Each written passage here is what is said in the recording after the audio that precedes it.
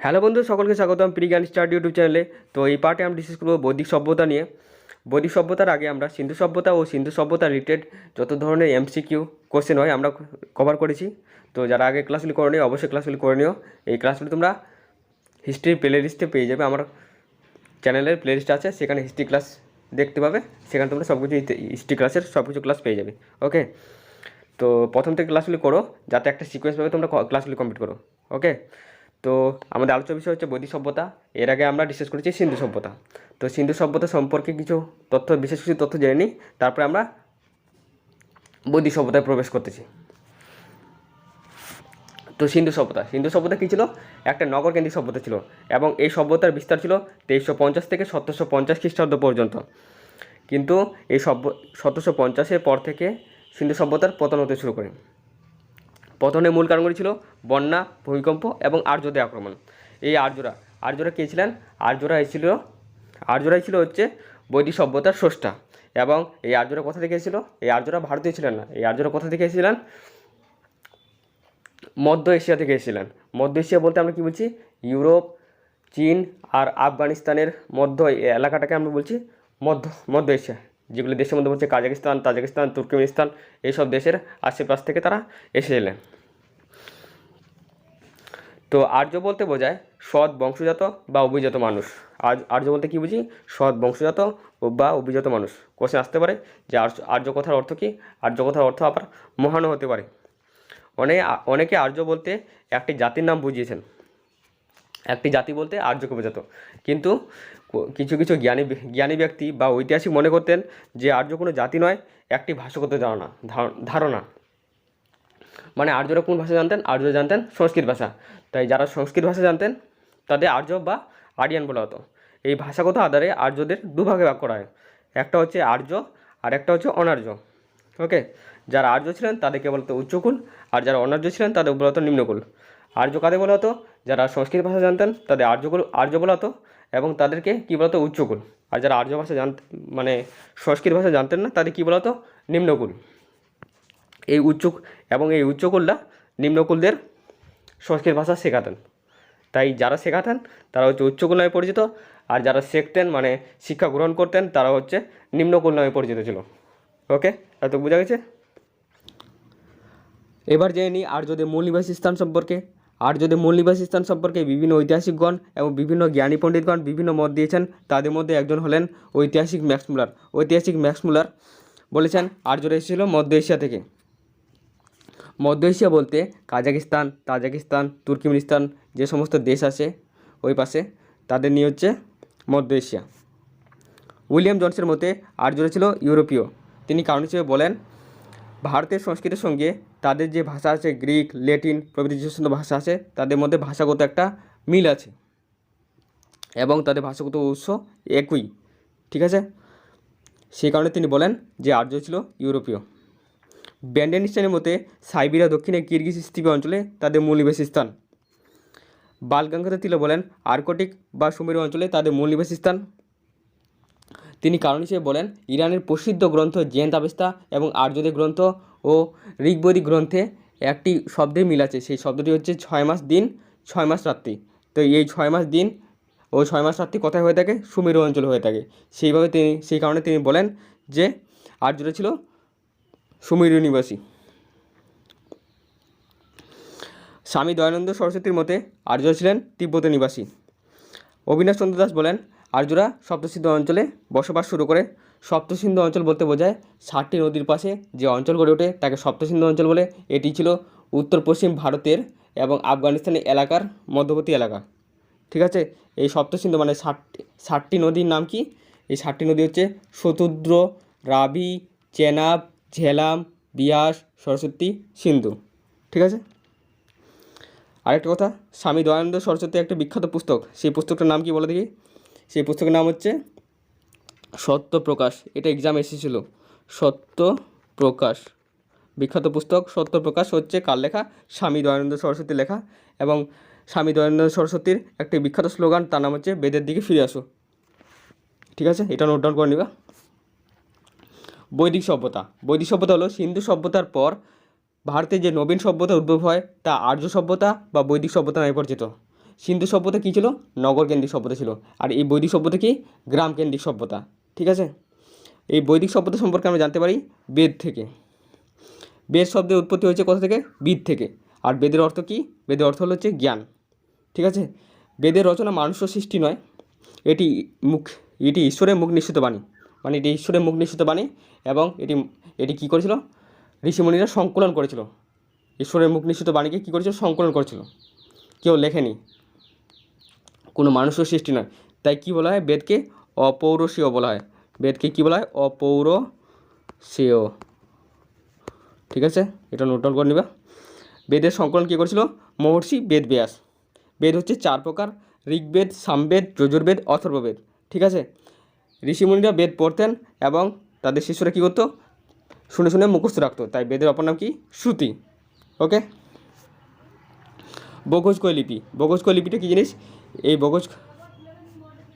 বগোজকয় লিপি হলো এশিয়ার মাইনরে এবং ইরাকের পার্শ্ববর্তী এলাকায় এই লিপিটি পাওয়া যায়। এই লিপি হচ্ছে 1400 খ্রিস্টপূর্বাব্দ পুরাতন। এই লিপি লেখা হয়েছিল ইন্দো ইরানীয় ভাষায়। এখানে ঋগ্বৈদিক কালে 4 জন আর্য দেবতার সম্বন্ধে জানতে পারি। দেবতাগুলি হলো ইন্দ্র, বরুণ, মিত্র, নাসত্য।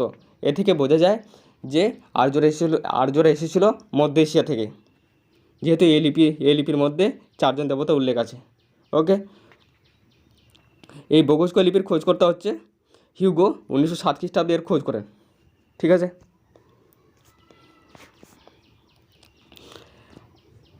বৈদিক সভ্যতা ছিল গ্রামীণ সভ্যতা।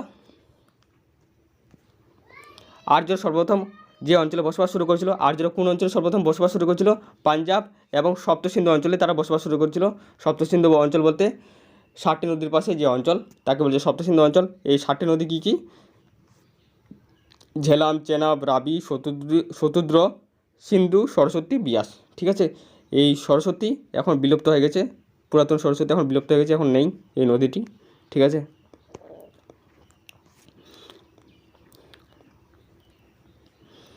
এবার জেনে নিই বৈদিক সভ্যতার বিস্তার সম্পর্কে। বৈদিক সভ্যতার বিস্তার হচ্ছে 1500 থেকে 600 খ্রিস্টাব্দ পর্যন্ত। বৈদিক সভ্যতাকে দুই পার্টে ভাগ করা হয়েছে। একটা হচ্ছে ঋগ্বৈদিক যুগ, আর একটা হচ্ছে পরবর্তী বৈদিক যুগ। ঋগ্বৈদিক যুগের সময়কাল হচ্ছে 1500 থেকে 1000 খ্রিস্টপূর্বাব্দ পর্যন্ত, এবং পরবর্তী বৈদিক যুগের সময়কাল হচ্ছে 1000 থেকে 600 খ্রিস্টপূর্বাব্দ পর্যন্ত। বৈদিক সভ্যতা হচ্ছে কি? 1500 থেকে 600 খ্রিস্টপূর্বাব্দ পর্যন্ত। আমরা কী বলছি? সিন্ধু সভ্যতা কতদূর পর্যন্ত বিস্তার ছিল? সিন্ধু সভ্যতা আগের চ্যাপ্টারে আমরা পড়েছি, সেখানে কি দেখেছি? 2500 থেকে 1750 পর্যন্ত বিস্তার। তারপরে শুরু হচ্ছে বৈদিক সভ্যতা 1500 থেকে 600 খ্রিস্টপূর্বাব্দ পর্যন্ত। এবং এই ঋগ্বৈদিক যুগ সম্পর্কে আমরা জানতে পারি কোন বেদ থেকে? ঋগ্বেদ থেকে। ঋগ্বৈদিক যুগ সম্পর্কে আমরা জানতে পারি ঋগ্বেদ থেকে। এবং পরবর্তী বৈদিক যুগ সম্পর্কে জানতে পারি যজুর্বেদ, সামবেদ, অথর্ববেদ থেকে। ঠিক আছে, এবং এই ঋগ্বৈদিক যুগের প্রধান দেবতা হচ্ছে ইন্দ্র, আর প্রধান নদী ছিল সরস্বতী। পবিত্র নদী ছিল সরস্বতী ঋগ্বৈদিক যুগের। আর পরবর্তী বৈদিক যুগের পবিত্র নদী হচ্ছে গঙ্গা, প্রধান নদী হচ্ছে গঙ্গা, আর প্রধান দেবতা ছিল প্রজাপতি। ঠিক আছে, ঋগ্বৈদিকের দেবতা হচ্ছে ইন্দ্র।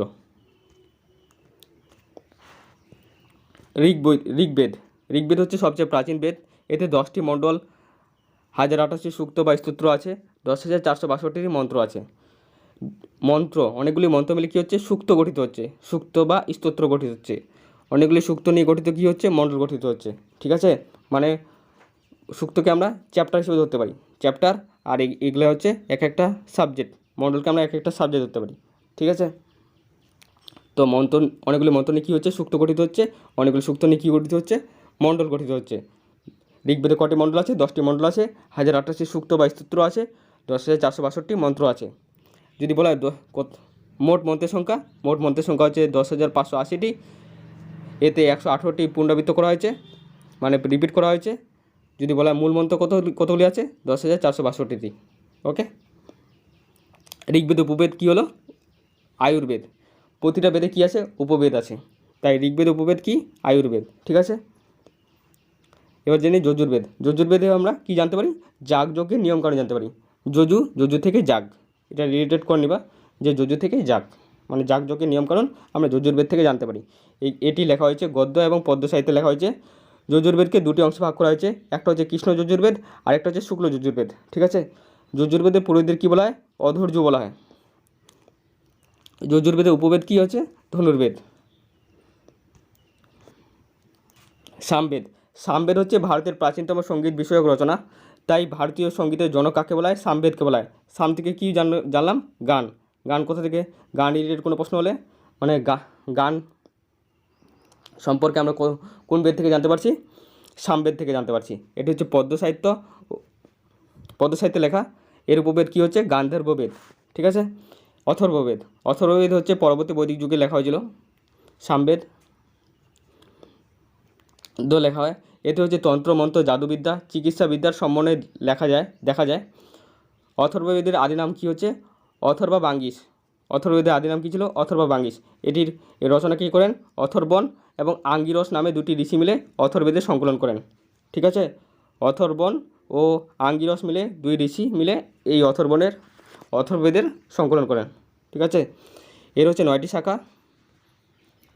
প্রধান শাখা হচ্ছে শৌনক। এটা মনে রাখবে। 9টি শাখা আছে অথর্ববেদে, প্রধান শাখার নাম কি? শৌনক। এটা মনে রাখবে অবশ্যই।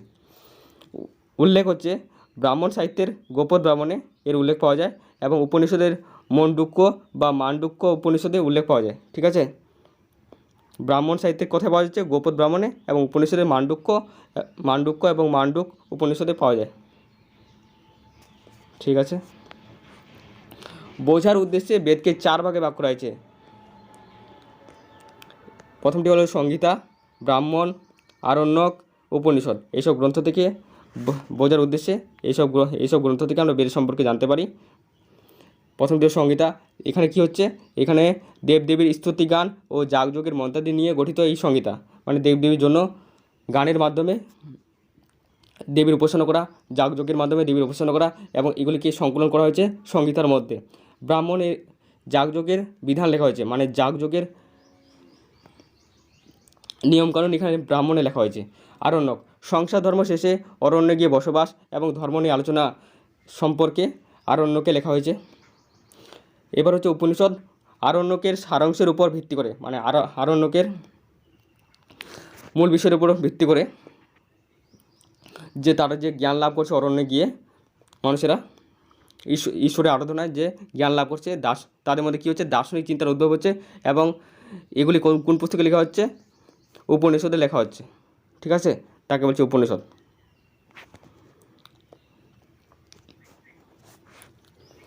কালক্রমে বৈদিক সাহিত্যগুলি জটিল হতে শুরু করে, তাই বেদকে সহজভাবে এবং নিরূপভাবে লেখার জন্য, মানে বোঝার জন্য একটি পুস্তক লেখা হয়, বিভিন্ন পুস্তক লেখা হয়। বেদের ব্যাখ্যা নিরূপভাবে করার জন্য বেদকে দুপাটে ভাগ করা হয়, একটা হচ্ছে বেদান্ত আর একটা হচ্ছে ষড়যন্ত্র। ঠিক আছে, বেদান্ত হচ্ছে ছয় ভাগ। বেদকে পাঠ করার জন্য 6টি গুণ থাকতে হবে। এইগুলির মধ্যে হলো শিক্ষা, ছন্দ, ব্যাকরণ, নিরুক্ত, জ্যোতিষ, কল্প। শিক্ষা হলো বিশুদ্ধ উচ্চারণ, মানে বেদ উচ্চারণ করতে হবে কীভাবে? লেখা হলো বিশুদ্ধ উচ্চারণ করতে হবে, এর জন্য শিক্ষা। ছন্দের মাধ্যমে কি করে বেদের কে পড়তে হবে। ব্যাকরণ জানতে হবে বেদকে পড়ার জন্য। নিরুক্ত হচ্ছে কি? শব্দের উৎপত্তিগত ব্যাখ্যা আমাদের জানতে হবে। জ্যোতিষ হচ্ছে যাগযজ্ঞের বিধান সম্পর্কে জানতে হবে। এবং কল্প হচ্ছে বৈদিক ক্রিয়াকাণ্ড সহ সামাজিক জীবন সম্পর্কে বিশদ জ্ঞান লাভ করতে হবে। ক্রিয়াকাণ্ড মানে হচ্ছে একটা পূজা করার জন্য এবং সামাজিক জীবন সম্পর্কে বিশদ জ্ঞান লাভ করতে হবে, সেটি আমরা কল্প থেকে আমরা জানতে পারবো। এরপরে হচ্ছে আরেকটি হচ্ছে বেদের ব্যাখ্যা সম্পর্কে ষড়দর্শন জানতে হবে। ষড়দর্শন কী জিনিস? ষড়দর্শনের উপনিষদের গভীর ব্যাখ্যা। উপনিষদের গভীর ব্যাখ্যা কী করা হয়েছে? ষড়দর্শনে। এটি ছয়জন ঋষি সংকলন করেন। কপিল হচ্ছে কপিলের সংখ্যা দর্শনে কী লেখা হয়েছে? সংখ্যা দর্শন লেখা হয়েছে জ্ঞান এবং প্রকৃতি সম্পর্কে আমরা জানতে পারছি। পাতঞ্জলির যোগ দর্শন মানে এখানে শারীর শিক্ষা সম্পর্কে জানানো হয়েছে। গৌতমের হচ্ছে ন্যায় দর্শনে কী লেখা হয়েছে? ন্যায় দর্শন লেখা হয়েছে যুক্তি নির্ভর চিন্তার উপর গঠিত। এই ন্যায় দর্শন কিসের উপর? যুক্তির উপর গঠিত। কণাদের বৈশেষিক দর্শনে কী লেখা হয়েছে? পদার্থের কণা তত্ত্বের ধারণা পাওয়া যায়। পদার্থের কণা তত্ত্বের কী ধারণা পাচ্ছি? বৈশেষিক দর্শন থেকে। জৈমিনীর থেকে কী জানতে পারছি? জৈমিনীর থেকে আমরা পূর্ব মীমাংসা থেকে আমরা জানতে পারছি স্বর্গপ্রাপ্তি বা মুক্তি লাভের বিষয়ে আমরা জানতে পারছি। বেশ থেকে কী জানতে পারছি? উত্তর মীমাংসা, স্বর্গ লাভের জন্য যে কর্ম করতে হয় সেটি লেখা হয়েছে উত্তর মীমাংসায়। ঠিক আছে।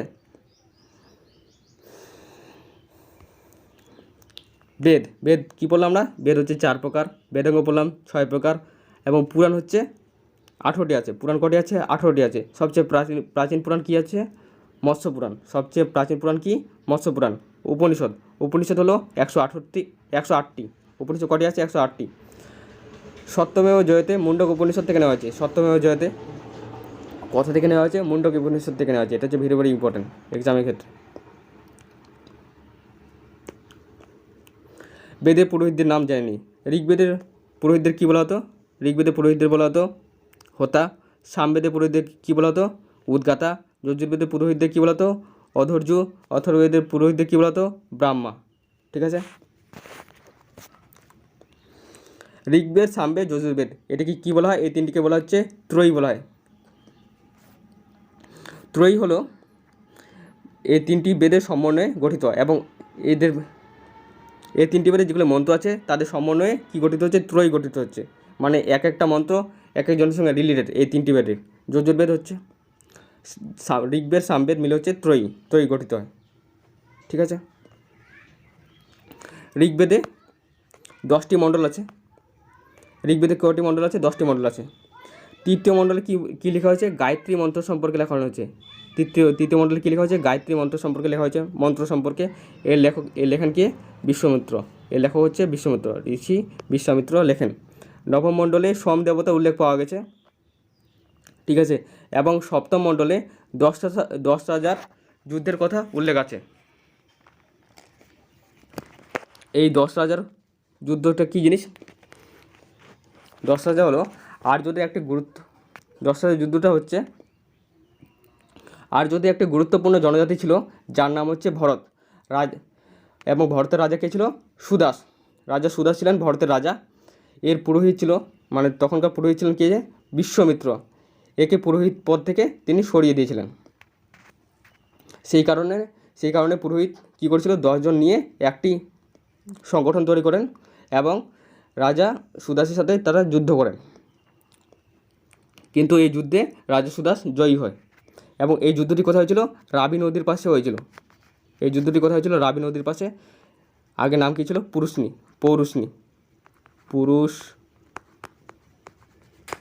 এই নদীর আগে কী নাম ছিল? পুরুষনি নাম ছিল। নদীর নাম কী ছিল? পুরুষনি। ঠিক আছে, এটা মনে রাখবে যে কোথায় 10 রাজার যুদ্ধ হয়েছিল? রাবি নদীর পাশে, পুরুষনি নদীর পাশে। কার মধ্যে হয়েছিল? রাজা সুদাস ও বিশ্বমিত্রের মধ্যে এই যুদ্ধ হয়েছিল। 10 জন ব্যক্তি নিয়ে এইটি সংগঠন করেছিলেন বিশ্বমিত্র। তাই একে এই যুদ্ধকে কী বলেছে? 10 রাজার যুদ্ধ বলা হচ্ছে। ঠিক আছে। দশম মণ্ডল থেকে আমরা দশম মণ্ডলে পুরুষোক্তে বর্ণভেদের প্রথা আমরা জানতে পারি। দশম মণ্ডলে কী জানতে পারছি? দশম মণ্ডলে পুরুষোক্তে আমরা বর্ণভেদ প্রথার সম্পর্কে জানতে পারছি। ঠিক আছে। সবার উল্লেখ কোথায় পাওয়া যাচ্ছে? ঋগ্বেদের 6ষ্ঠ ও 8ম মণ্ডলে। ঠিক আছে। এবং সমিতি উল্লেখ কোথায় পাওয়া যাচ্ছে? ঋগ্বেদের 1ম ও 9ম ও 10ম মণ্ডলে। ঠিক আছে। সভা সমিতি একটা হচ্ছে সংগঠন। ঋগ্বৈদিক যুগের প্রধান একটা সংগঠন ছিল, যেখানে রাজাকে নির্বাচন করা এবং রাজাকে পরিচালনা করাই হচ্ছে তাদের কাজ ছিল।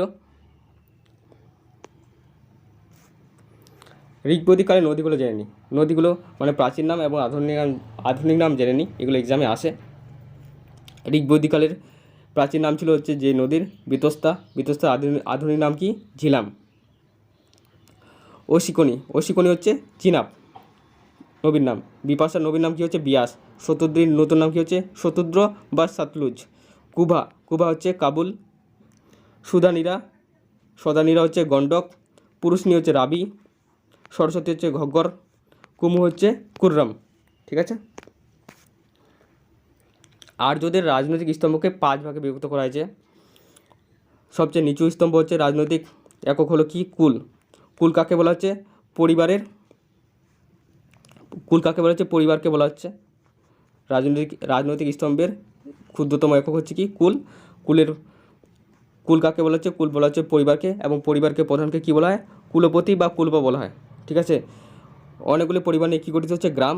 গ্রামের প্রধানকে কী বলা হচ্ছে? গ্রামণী বলা হয়। অনেকগুলি গ্রাম নিয়ে কী গঠিত হচ্ছে? বিশের প্রধানকে কী বলা হচ্ছে? বিশ্বপতি। এবং অনেকগুলি বিষ নিয়ে গঠিত হচ্ছে জন। জনের প্রধানকে বলা হয় রাজন। জনের প্রধানকে কী বলা হচ্ছে? রাজন। ঠিক আছে। এবং এটি হচ্ছে ঋগ্বৈদিক সময়ের চার্ট। এবং পরবর্তী বৈদিক যুগে আরেকটি হচ্ছে অনেকগুলি জন নিয়ে কী গঠিত হচ্ছে? রাষ্ট্র গঠিত হচ্ছে। ঠিক আছে। এটা হচ্ছে পরবর্তী বৈদিক যুগে রাষ্ট্র গঠিত হচ্ছে। ঠিক আছে।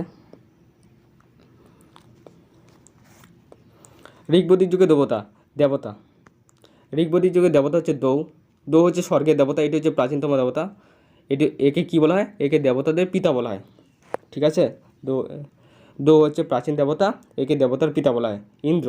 ঋগ্বৈদিক যুগের প্রধান দেবতা হচ্ছে ইন্দ্র, মানে সর্বশ্রেষ্ঠ দেবতা। ইন্দ্রকে আবার কী বলা হয়? ইন্দ্র। এবং একে কী বলা হয়? বর্ষা দেবতা বলা হয়। ঠিক আছে। একে পুরন্দর বলা হয়। ইন্দ্রকে কী বলা হয়? পুরন্দর বলা হয়। পুরন্দর বলতে কী বোঝায়? কিলা ধ্বংসকারী। যখন ইন্দ্র দেবতা এসেছিল তখন অনেকগুলি কিলা বা দুর্গ ভেঙে দিয়েছিল, তাই ইন্দ্রকে পুরন্দর বলা হয়। পুরন্দর মানে হচ্ছে দুর্গ ধ্বংসকারী। অগ্নি হচ্ছে আগুনের দেবতা। মরুদ হচ্ছে ঝড়ের দেবতা। বরুণ হচ্ছে স্বর্গরাজের সম্রাট। সোম হচ্ছে সমরসের আরাধ্য দেবতা। সমরস হচ্ছে একটা পানীয় পদার্থ যেটাকে পান করা হয়। সেই সমরসের আরাধ্য দেবতাকে সোম। রুদ্র হচ্ছে প্রলয়ের দেবতা। সবথেকে রাগী দেবতা বলতে গেলে রুদ্র। সরস্বতী হচ্ছে নদী দেবতা। ঋগ্বৈদিক যুগে মানুষরা কী করতো? প্রাকৃতিক শক্তিকে তারা পুজো করতো। মানে প্রাকৃতিক যেগুলো শক্তি আছে সেগুলোকে তারা পুজো করতো। সূর্য একটা শক্তি, সেখানে তারা পুজো করতো। আগুন একটা শক্তি, তার পুজো করতো। মানে যে সমস্ত প্রাকৃতিক শক্তি ছিল, বায়ু ছিল, বায়ুর পুজো করতো। বায়ুর দেবতা কি? মরুত, ঝড়ের দেবতা। এবার জেনে নিই রাজনৈতিক সংগঠন সম্পর্কে। ঋগ্বৈদিক যুগে রাজাকে পরামর্শ দান অথবা রাজ্য পরিচালনা করার বিষয়ে সাহায্যের জন্য সভা সমিতি নামে 2টি প্রতিষ্ঠান গঠন করা হয়। মানে রাজ্যের পরিচালনা করা এবং রাজাকে পরামর্শ দান করে হচ্ছে সভা সমিতি নামে 2টি প্রতিষ্ঠান গঠন করা হয়। ঠিক আছে। সভা কী জিনিস? সভা হচ্ছে বয়স্ক জ্ঞানী ব্রাহ্মণ ও অর্থবান লোককে নিয়ে গঠিত একটি সংগঠন। এখানে কী করা হতো? শাসনতান্ত্রিক কাজকর্ম নিয়ন্ত্রণ করা হতো। গ্রামের সকল সমস্যার সমাধানও করা হতো। ঋগ্বেদে এর 4বার উল্লেখ আছে। মহিলারা এখানে অংশগ্রহণ করতে পারত সবার মধ্যে। সমিতি কী জিনিস? সমিতি হচ্ছে এই সংগঠনে বিশ্বের সমস্ত মানুষের প্রতিনিধি সহ ব্রাহ্মণ ও বিত্তবান লোকেরা যোগদান করতে পারত। ঠিক আছে। বিশ বলতে কাকে হচ্ছে? গ্রামের অনেকগুলি গ্রাম নিয়ে বিশ গঠিত হচ্ছে, এবং বিশ্বের প্রধান প্রতিনিধিগুলি নিয়ে এবং ব্রাহ্মণ ও বিত্তবান লোকদের নিয়ে গঠিত হতো। কী হতো? সমিতি গঠিত হতো। রাজার প্রধান কাজ ছিল রাজার উপর নিয়ন্ত্রণ করা এবং রাজার নিযুক্তি ও পদত্যাগ করাই হচ্ছে প্রধান কাজ ছিল সমিতির। ঠিক আছে। তাই বোঝা যাচ্ছে যে সভা সমিতি হচ্ছে সকল ক্ষমতা অধিকারী হয়ে যাচ্ছে। শাসনতান্ত্রিক কাজকর্ম নিয়ন্ত্রণ, রাজ্যকে পরিচালনা করা, রাজাকে পরামর্শ দান করা ও রাজার নিযুক্তি ও পদত্যাগও করতে পারত তারা। তাই রাজা ছিল এখানে নামমাত্রই শাসক, এবং সকল ক্ষমতা অধিকারী কী হচ্ছে? সভা ও সমিতি। এখনকার যেরকম আমাদের দেশে হচ্ছে রাষ্ট্রপতি আর প্রধানমন্ত্রী। রাষ্ট্রপতি হচ্ছে নামমাত্রই শাসক এবং সকল ক্ষমতার অধিকারী কী হচ্ছে? প্রধানমন্ত্রী। ঠিক আছে। বিদত কি? এটিও একটা হচ্ছে রাজনৈতিক প্রতিষ্ঠান। এখানে মূলত যুদ্ধসহ বিভিন্ন রাজনৈতিক বিধি সম্পর্কে আলোচনা করা হয়। মানে যুদ্ধ রিলেটেড যে সমস্ত কাজকর্ম কোথায় করা হতো? বিদতে করা হতো। মহিলাদের যোগদানের অধিকার ছিল। ঋগ্বেদে এর উল্লেখ আছে 122 বার। পুরোহিত কাকে বলছে? ধর্মীয় অনুশাসনের দ্বারা রাজাকে নিয়ন্ত্রণ করতেন এবং রাজার কার্য পরিচালনায় যোগদানও করতেন তারা। ঠিক আছে। এরকম ক্ষমতার অধিকারী ছিলেন পুরোহিতরা। রাজা ছিলেন নামমাত্রের শাসক। তার কাজ ছিল প্রজাদের জীবন রক্ষা করা, সম্পত্তি রক্ষা করা, গোধন রক্ষা করা ও ভূমি রক্ষা করা। গোধন রক্ষাকে কী বলা হতো? রাজাকে গোপতি, এবং ভূমি রক্ষা করার জন্য রাজাকে কী বলা হতো? ভূপতি। ঠিক আছে, এবার জেনে নিই সামাজিক জীবন সম্পর্কে। ঋগ্বেদের সামাজিক জীবনের মূল ভিত্তি ছিল পরিবার। সমাজ ছিল হচ্ছে পিতৃতান্ত্রিক। আমরা কি দেখেছি সিন্ধু সভ্যতায় সমাজ ছিল কী তান্ত্রিক? মাতৃতান্ত্রিক। এখানে কী হচ্ছে? পিতৃতান্ত্রিক, মানে পিতাই হচ্ছে প্রধান হয়ে যাচ্ছে। খাদ্য ছিল হচ্ছে সহজ সরল, দুধ নির্মিত দ্রব্য, শাকসবজি ফলমূল গ্রহণ করত। মাছ মাংস সেটা পছন্দ করতো না বেশি একটা। সবচেয়ে প্রিয় পানীয় পদার্থ ছিল সমরস। এর উল্লেখ হচ্ছে ঋগ্বেদের নবম মণ্ডলে আছে। ঠিক আছে। গাভীকে অখণ্ড বলা হয়েছে। অখণ্ড কেন বলা হয়েছে? যে গরুকে গোহত্যা করা যাবে না, এই শব্দটা, এই জন্য গাভীকে অখণ্ড বলা হয়েছে। কথা বলা হয়েছে শতপথ ব্রাহ্মণে গাভীকে অখণ্ড বলা হয়েছে। এবং গো শব্দের উল্লেখ ঋগ্বেদে 176 বার করা হয়েছে। বিনিময় সম্পদ হিসেবে শুধুমাত্র গাভী প্রাধান্য পেত, মানে হচ্ছে লেনদেনের জন্য কে প্রাধান্য পেত? গরু প্রাধান্য পেত, গরু বা গাভী প্রাধান্য পেত। স্ত্রীর অবস্থা স্বাধীন ও সম্মানজনক অধিকার ছিল তাদের পুরুষের মতোই সম্মান ছিল, পুরুষদের সমান অধিকার ছিল তাদের। বিবাহের সময় হচ্ছে 16 থেকে 17 বছর। সদ্যবধূ কাদের বলা হচ্ছে? 16 থেকে 17 বছরে তারা গরুর আশ্রমে গিয়ে জ্ঞান অর্জন করত। তারপর তাদের শুরু হতো গৃহস্থ জীবন। এর মধ্যবর্তী সময়কে কী বলা হচ্ছে? সদ্যবধূ বলা হচ্ছে। মানে তারা জ্ঞান অর্জন করার পরে গৃহস্থ জীবন শুরু করবে, সেই সময়কে কী বলছে? সদ্যবধূ বলা হচ্ছে। ব্রহ্মবাদিনী কাদের বলছে? আজীবন বিবাহ না করে গরুর আশ্রমে জ্ঞান অর্জন এবং বেদ চর্চা করাই হচ্ছে ব্রহ্মবাদিনী তাদের বলা হচ্ছে। ঋষিকা কাদের বলা হচ্ছে? ঋষিকা বলতে নারী ঋষিদের ঋষিকা বলা হচ্ছে। বৈদিক মন্ত্র ও স্তোত্র রচনা করেন যেসব নারীরা, তাদের কী বলা হচ্ছে? ঋষিকা বলা হচ্ছে। তাদের মধ্যে প্রধান হলেন কে? লোপামুদ্রা নামে এক মহিলা, এক ঋষি। ইনি হচ্ছে কি মন্ত্র এবং স্তোত্র রচনা করেন। বৈদিককালীন বিদুষিনী মহিলা হচ্ছে, বৈদিককালীন যে সমস্ত বিদুষিনী মহিলা ছিলেন তার মধ্যে প্রধান ছিল লোপামুদ্রা, ঘোষা, চম্পা, অপলা, বিশ্ববারা, গার্গী, মৈত্রীয়, তারপরে বিশাখা। ঠিক আছে।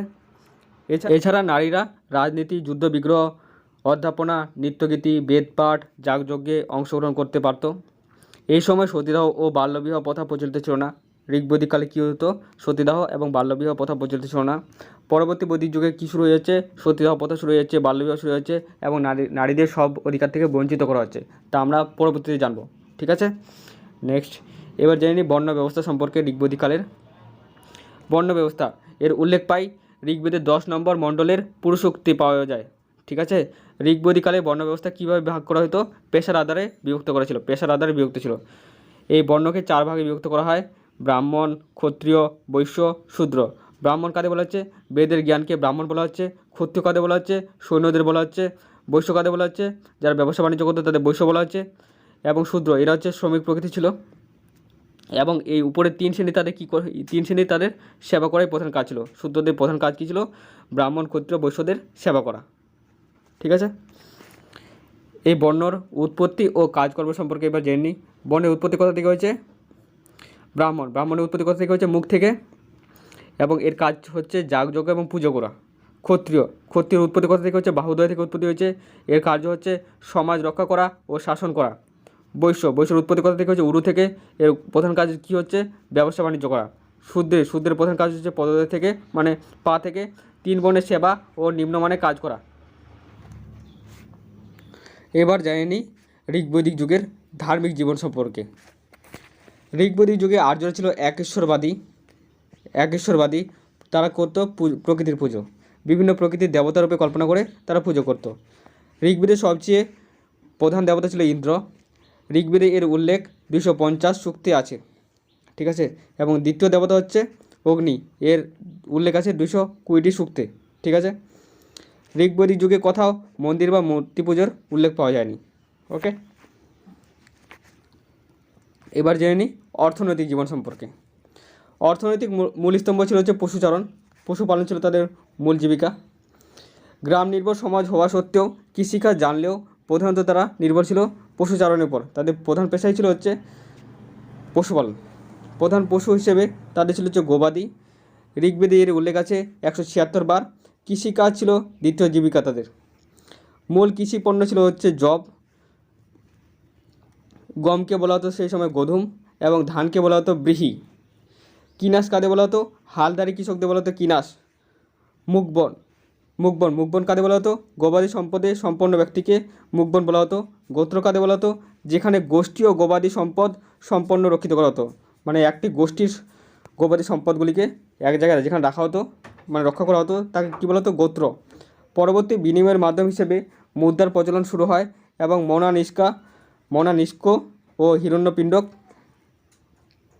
মুদ্রার প্রচলন শুরু হয়।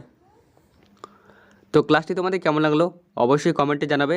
এরপরে পার্টে আমরা পরবর্তী বৈদিক যুগ সম্পর্কে আলোচনা করব। তো চ্যানেলটি অবশ্যই সাবস্ক্রাইব করে নিও, যাতে হচ্ছে পরবর্তী তোমরা নোটিফিকেশনগুলো পেতে পারো। থ্যাংক ইউ, সকলে ভালো থাকবে, টাটা।